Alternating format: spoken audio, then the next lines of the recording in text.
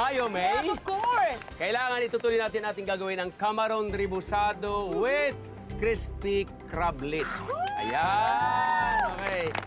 So, unahin muna natin ang ating hipon. O, turuan kita kung paano gagawin. Itong hipon na ito ay nabalatan na, of course, no? Hiwaan lang natin ng dahan-dahan. Lagyan natin ng asin ito. Okay. Ito po yung salt natin. Parang so, lagyan natin yung hipon. No? So, ganun din po yung crablets natin.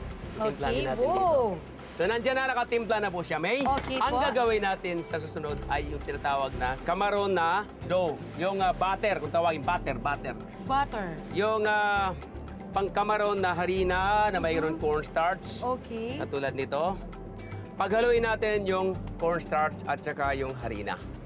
Bakit Dalawa. po? Para yung Dalawa? kanyang textures ng ating gagawing dough ay hindi siya masyadong buhaghag. Oh, Okay? yun pala yun. So mayroon siyang cornstarch. Okay. Okay. I have 3 eggs. The left The and left the and right. the front. Bakit left and the front? Okay. Left, Okay. then front. Okay. Okay. Right. Ikaw naman. I got it. Yeah, galing! Galing ni May. Wala na akong masabi, May.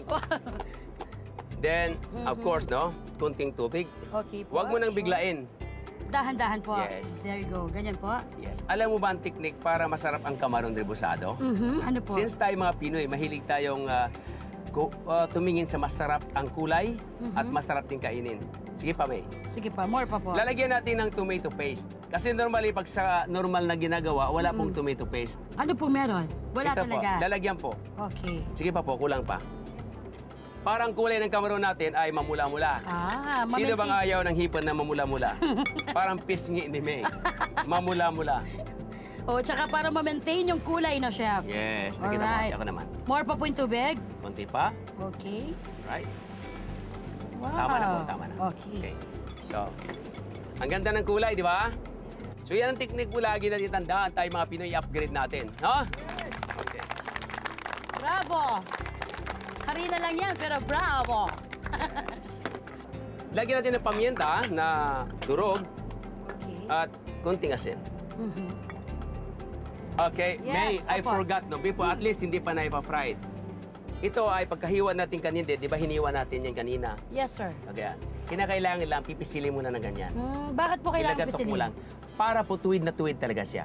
Pag pinrito po. Yes. Okay na. Alright. Ipa-fried na natin. Ito na. This is the moment. And fried natin. Oh. 1. What? So, ang hibo naman, hindi kailangan matagal pagluto. So, kahit wala pa hong 1 minute? luto na yan? Yes! Luto na yan. Look at that. Ay, look at that. Sorry po. Diretso, Yun. no? Uy. May, pag Yes, chef. nag-deep fried ka ng kamaron, kinakailangan mainit ang mantika.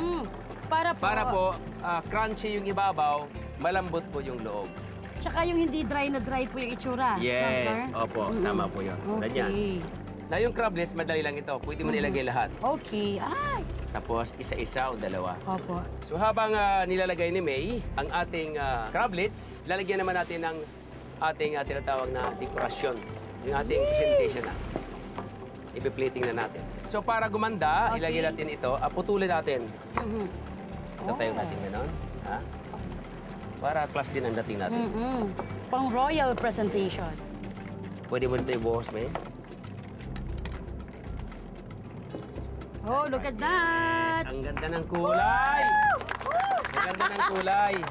Yeah.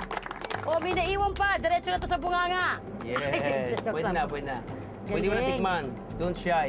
Don't shy. Ang ganda ng kulay. At saka, nakita mo, May, mapapansin po natin sa ating mga nanonood dyan, mga viewers natin, crispy po siya.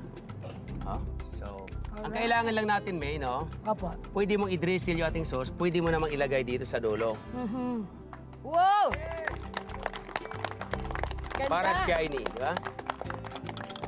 Alright. Then, para na mabuhay, bigyan natin ng konting lemon dyan, or ito. Then, lagyan natin ng... Yun! Oh! Daliri na ho yan! Yes! Then, of course, lagyan natin ng... Ping, ping, ping, ping, ping, ping, ping, ping, ping! Gusto ko ho yan! What a nice! What a nice! Wow! Galing! Galing! Ito na! Yung ating camaron rebusado with crispy crablets. Yes! Kain na po tayo. Kainan na! Yes. Yeah! Guys, tirhan niyo ako!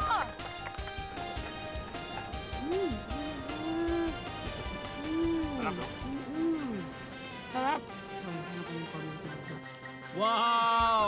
May, anong masasabi mo?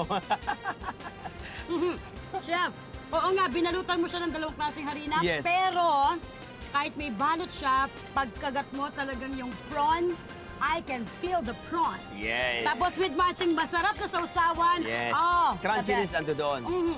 Okay. Very crunchy. Good.